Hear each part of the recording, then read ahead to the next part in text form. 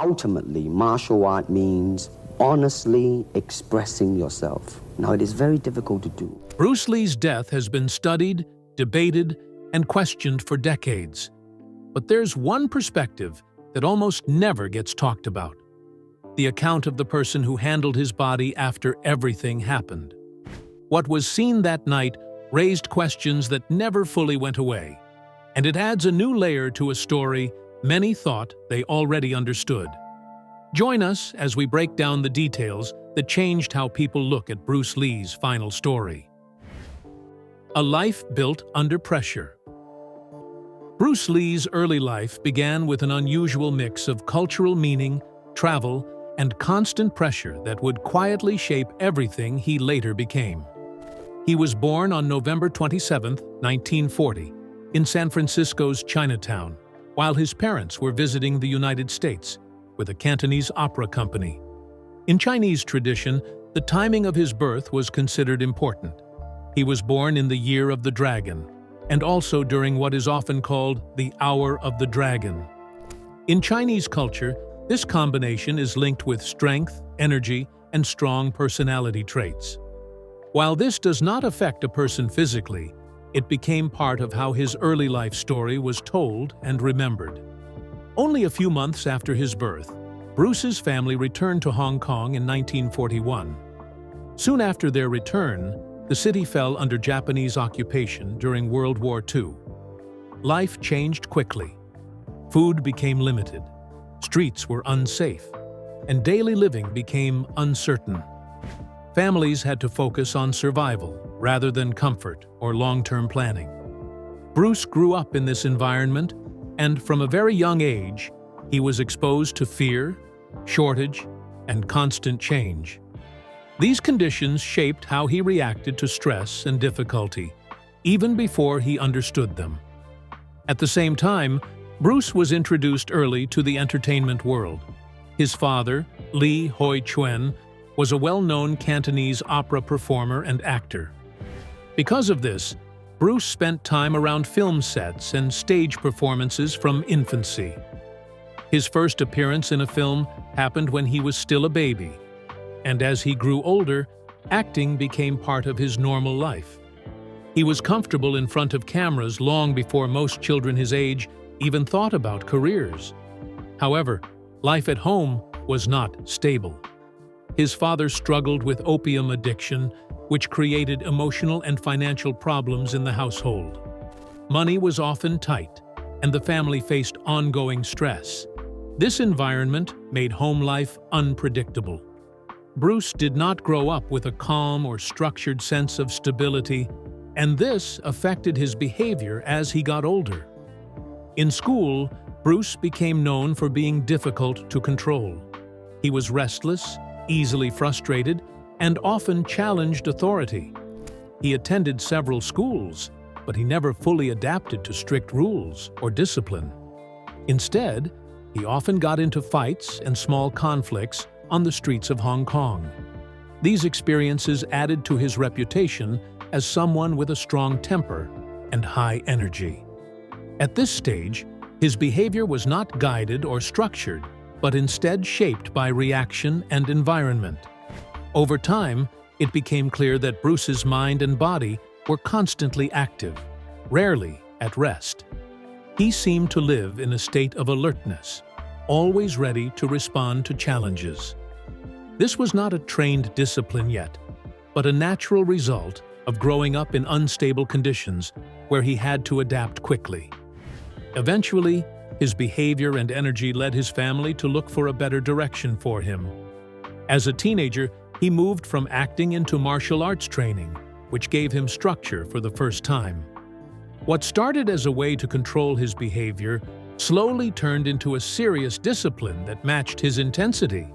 Even then, much of his strength came from real street experiences rather than organized training systems, which made his approach more direct and practical. This early mix of hardship, pressure, and constant movement quietly set the foundation for everything that followed in his life. The next part of his journey begins when this restless energy finally meets formal martial arts training for the first time. Extreme physical philosophy. Bruce Lee's path into martial arts truly began when he was around 13 years old, when he was introduced to Wing Chun training under the famous master Ip Man. This moment became a turning point in his life. Until then, Bruce had already been involved in street fights and had a restless personality, but he had no real structure for his energy.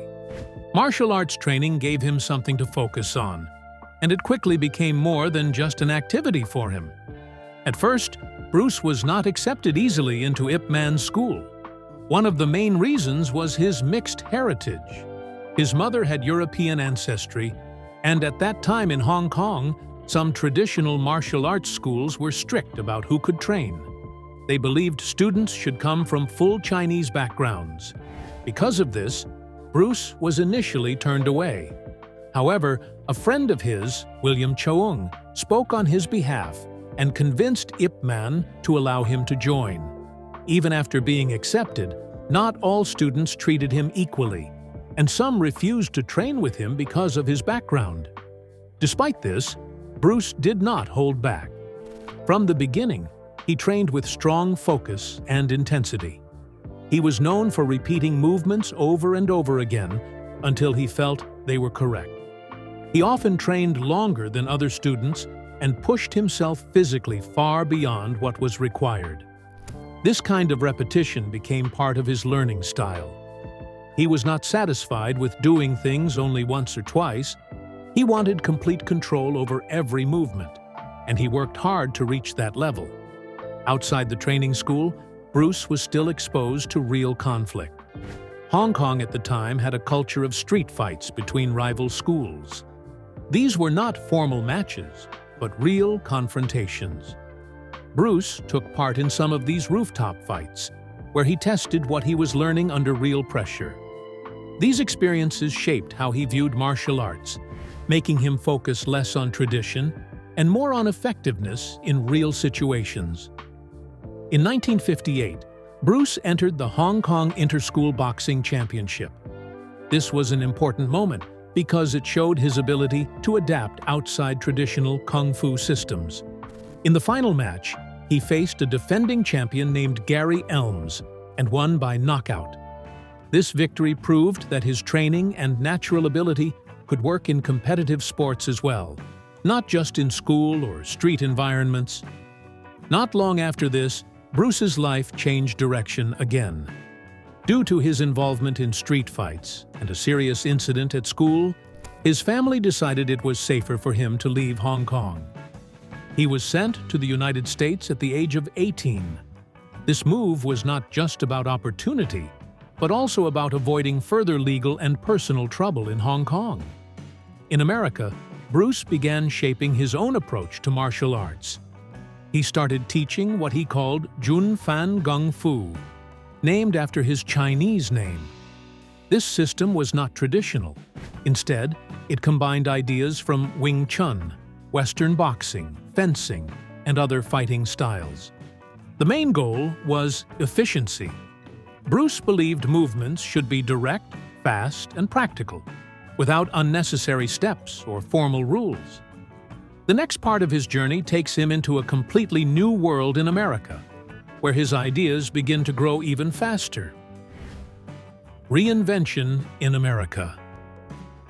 When Bruce Lee arrived in the United States at the age of 18, his life entered a completely new phase that was filled with pressure, uncertainty, and non-stop activity. He first came to San Francisco in 1959. At that time, he was still financially dependent, separated from much of his family, and trying to figure out how to build a future in a new country. The change was not easy. He did not have stable income, strong support systems, or a clear career path. Everything had to be built from the ground up. Soon after arriving, Bruce moved to Seattle, where he found a more stable living situation. He stayed with Ruby Chow, a family friend, and worked as a live-in waiter in her restaurant. This job took up many hours of his day. He was responsible for serving customers, helping in the kitchen, and managing daily restaurant tasks. At the same time, he continued his education, trying to finish high school at Edison Technical School. His daily routine was physically demanding and mentally tiring, but he still refused to slow down or reduce his personal goals. Even with this heavy workload, Bruce continued teaching martial arts. In fact, teaching became one of his main focuses. He started sharing his knowledge with students in Seattle, and his classes slowly began to grow. His approach was very open. He did not restrict students based on race or background, which was uncommon at the time. Many martial arts schools in the early 1960s still followed strict cultural rules, but Bruce believed skill and dedication mattered more than identity. This open-door policy attracted a wide mix of students and increased his visibility in the martial arts community. While working and teaching, Bruce also enrolled at the University of Washington in 1961. He officially studied drama, but he spent much of his time exploring philosophy. He read different ideas from both Eastern and Western thinkers. These studies influenced how he thought about life, movement, and personal expression. He began to see martial arts not just as physical fighting, but also as a way of thinking and understanding human behavior. This added more mental depth to his already intense physical routine. Bruce's daily life became a cycle of constant activity. He worked long shifts at the restaurant, taught martial arts classes, trained his own body, and attended school. There was very little rest in his schedule. He often trained alone late at night or early in the morning, pushing his body even when he was tired. There was no structured recovery system, no professional sports support team, and no clear balance between work and rest. Everything depended on his personal discipline. Over time, this lifestyle began to show signs of strain. He was managing too many responsibilities at once, and each one demanded full energy. Even so, he continued pushing forward without reducing his workload. This created a pattern of overextension, where his body and mind were constantly under pressure without enough time to recover.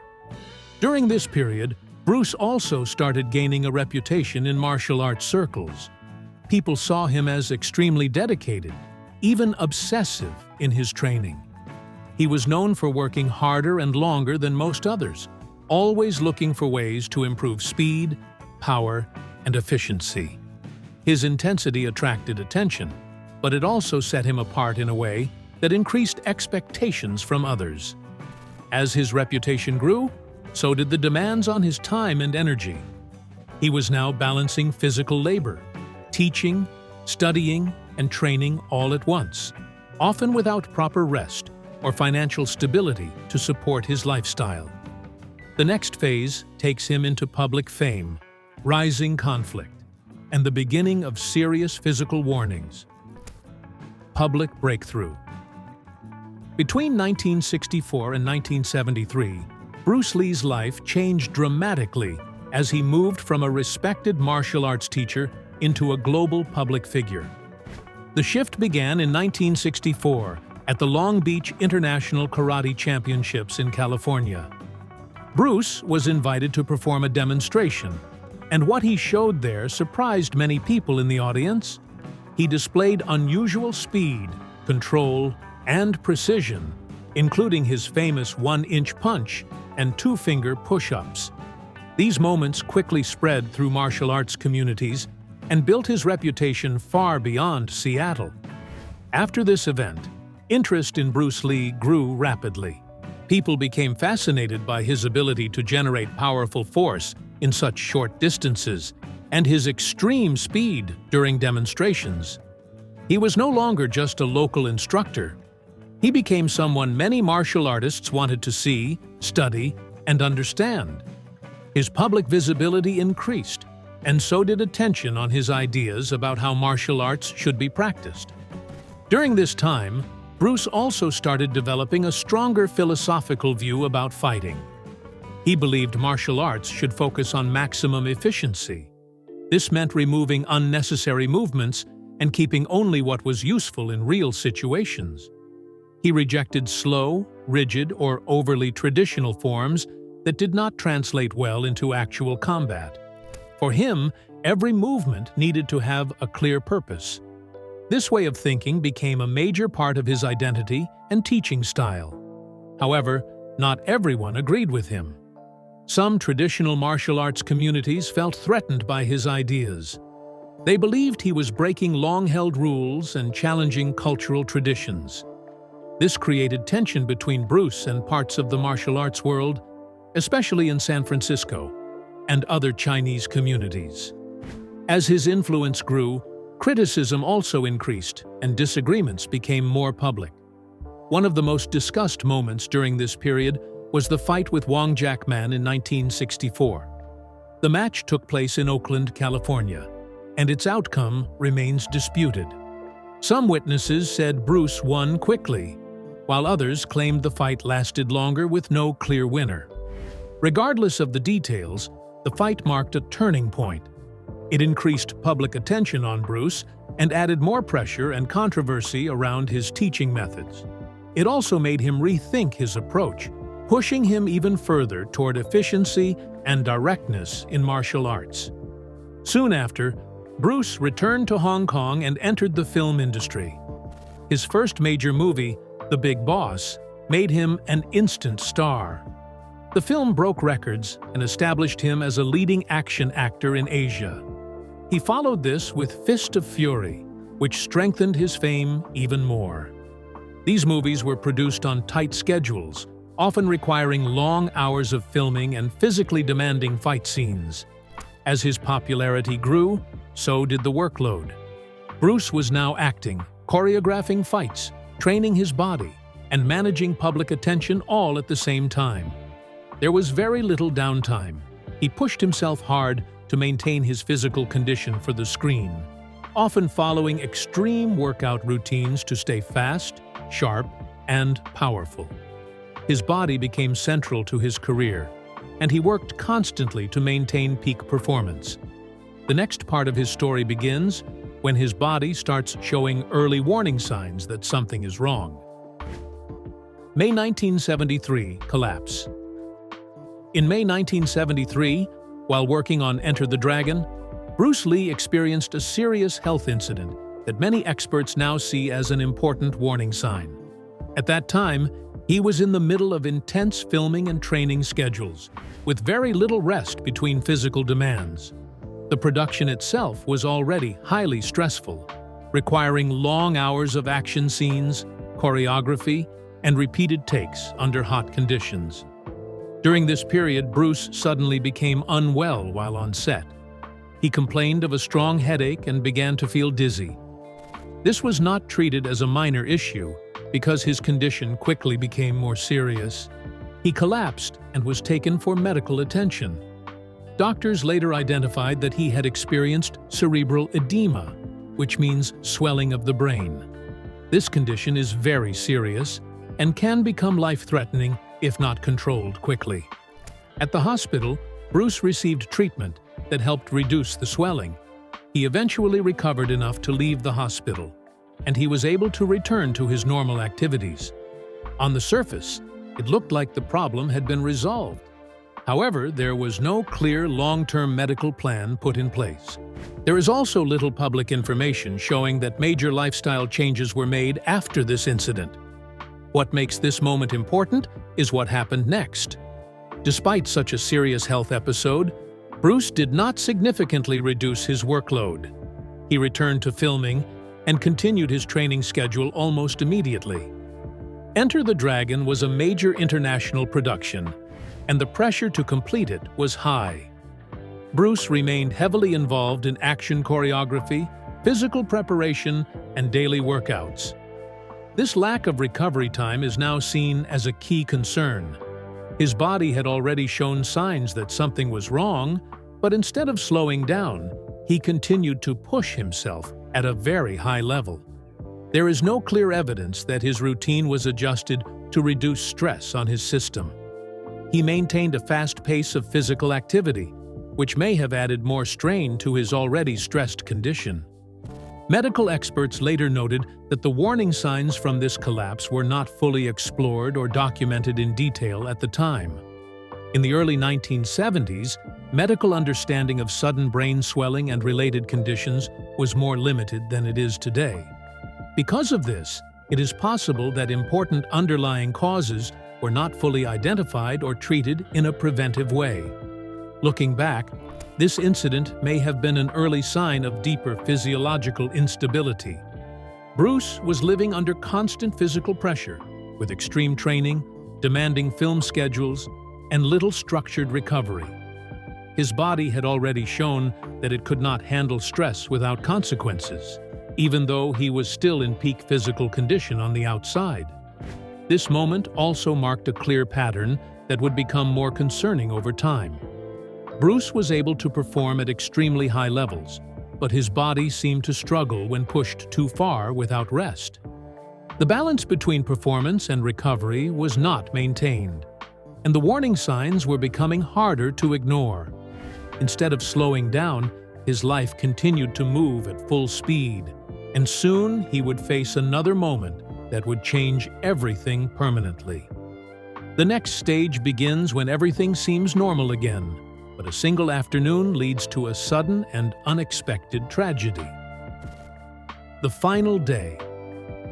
On July 20th, 1973, Bruce Lee's final day began in a way that seemed completely normal. There was no clear sign that anything unusual was about to happen. That afternoon, he went to the apartment of actress Betty Ting Pei in Hong Kong. The meeting also involved film producer Raymond Chow, as they were discussing plans related to Bruce's upcoming film, Game of Death. It was a work-related meeting, and the atmosphere was described as calm and professional at the beginning. According to accounts from people present, Bruce appeared relaxed when he arrived. He was focused on the film project and spoke about work matters in a normal way. There was nothing that suggested he was unwell or in distress at the start of the meeting. He seemed active, alert, and engaged in conversation. However, during the course of the afternoon, Bruce began to feel unwell. He complained of a headache, which started gradually but became more noticeable. This was not unusual for him in the sense that he had experienced similar symptoms before, but this time, it became more concerning as the discomfort increased. The headache did not go away and began affecting his ability to continue working or staying fully active. To help with the pain, Bruce was given a medication called Equagesic. This drug contained aspirin and a mild tranquilizer. It was commonly used for pain relief at the time. After taking the tablet, Bruce said he felt tired and decided to lie down. He went into a bedroom in the apartment to rest, expecting that sleep might help him recover from the headache. What happened next became the most critical part of the timeline. Bruce did not wake up after lying down. As time passed, those present became concerned because he remained unresponsive. Hours went by without any clear response from him. At first, it may not have seemed immediately dangerous, but as the silence continued, it became clear that something was seriously wrong. Eventually, emergency help was called. When medical assistance arrived, attempts were made to revive him, but it was too late. Bruce Lee was pronounced dead at the age of 32. The suddenness of the situation shocked everyone involved, especially because there had been no visible signs of severe illness earlier in the day. The news spread quickly, and the reaction was immediate disbelief. Many people found it extremely difficult to accept that someone known for his physical strength, discipline, and peak fitness could collapse so suddenly after what appeared to be a normal work meeting. The contrast between his public image and the sudden medical outcome made the event even more confusing for the public. There was also confusion about timing and response. The delay between when he was last seen conscious and when emergency help arrived became part of later discussions. People struggled to understand how a healthy, active individual could go from talking and working to not waking up within a few hours. This final day created more questions than answers. It marked the end of Bruce Lee's life in a way that felt sudden and unexpected, leaving behind confusion that would continue for decades. Cerebral edema and drugs. After Bruce Lee's death on July 20, 1973, doctors carried out an autopsy to understand what had happened. The official medical conclusion was that he died from cerebral edema, which means swelling of the brain. This swelling is dangerous because it increases pressure inside the skull and can quickly stop the brain from functioning properly. The medical report stated that the most likely cause of this swelling was an adverse reaction to a painkiller called Equagesic. This medication contained aspirin and a mild tranquilizer. At the time, it was commonly used to treat pain and tension. According to the official explanation, Bruce Lee had a rare and unexpected hypersensitivity to this drug. In simple terms, his body may have reacted in an unusual and harmful way after taking it, leading to brain swelling. One of the key points used to support this conclusion was that there were no signs of external injury on Bruce's body. There was no trauma, no visible wounds, and no evidence of physical violence. This helped doctors rule out causes like accidents or physical attack. From a medical standpoint, this supported the idea that the cause of death was internal and related to the body's own reaction rather than outside force. Another important detail was Bruce's earlier collapse in May 1973 while filming Enter the Dragon. In that incident, he also experienced similar symptoms, including headache and brain swelling. He recovered after treatment, but the similarity between the two episodes made doctors believe there was a pattern. This reinforced the idea that his body might have been sensitive to certain triggers, possibly including medication or stress-related factors. However, even at the time, some medical professionals found the explanation unusual. Fatal reactions to Equagesic were extremely rare, especially in young, physically fit individuals like Bruce Lee. Many doctors pointed out that while allergic reactions can happen, they are not commonly severe enough to cause sudden death in someone with no known medical conditions. This led to early skepticism about whether the drug alone could fully explain what happened. Because of this, a debate began around whether Equagesic was the main cause of death or only the final trigger in a larger chain of physical problems. Some experts suggested that other factors, such as stress, exhaustion, or underlying health issues, might have already weakened his system. In this view, the medication may have contributed but did not act alone. Over time, this gap between the official clinical explanation and public belief became more noticeable. Many fans and researchers struggled to accept that a simple painkiller reaction could end the life of one of the most physically trained individuals in the world. This difference in understanding kept the discussion alive for decades. It is also important to remember that medical knowledge in the early 1970s was more limited than it is today.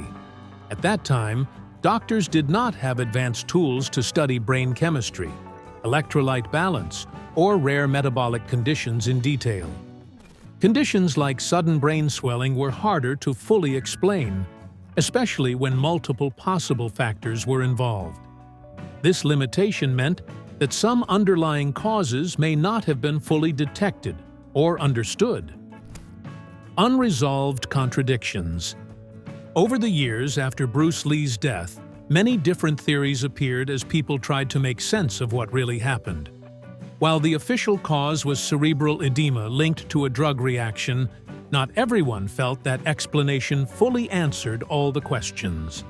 This led to several competing ideas, each focusing on different parts of his health, habits, and environment. One early theory involved cannabis use. It was known that Bruce had used cannabis at times, mainly for relaxation and pain relief. During the autopsy, trace amounts were reportedly found in his system. This led to speculation that it might have played a role in his death. However, medical experts have generally dismissed this idea. While cannabis can affect the brain and body, there is no strong evidence that it directly causes sudden brain swelling or fatal reactions in healthy adults. Because of this, the cannabis theory is now considered weak, even though it still appears in public discussions. A more recent and widely discussed idea is the heat stroke theory, popularized in 2018 by Bruce Lee biographer Matthew Polly. This theory suggests that Bruce may have suffered from overheating. One key detail supporting this idea is his surgery in 1972 to remove sweat glands from under his arms. This was done for cosmetic reasons, but it may have reduced his body's ability to cool itself properly. When combined with Hong Kong's hot and humid climate and his extremely intense training schedule, his body may have been under constant heat stress. Symptoms like headache, dizziness, and brain swelling can appear in severe heat stroke cases, which makes this theory seem possible to some researchers. Another idea is the hyponatremia theory. This focuses on Bruce's drinking habits. He was known to consume large amounts of fluids, including water, juice, and protein drinks, especially during training periods. In some cases, drinking too much fluid in a short time can cause a dangerous drop in sodium levels in the blood. This condition, called hyponatremia, can lead to brain swelling, confusion, and, in severe cases, death. Some researchers believe that this could have contributed to his collapse, especially if combined with physical exhaustion and other stress factors. At the same time, much of the public attention at the time focused more on scandal than science. The presence of Betty Ting Pei at the scene led to intense media coverage and speculation, which often overshadowed medical discussions. This created a lasting focus on controversy rather than clear understanding. If you enjoyed this deep dive into the mystery behind Bruce Lee's death, don't forget to like, subscribe, and hit the bell icon for more untold stories like this.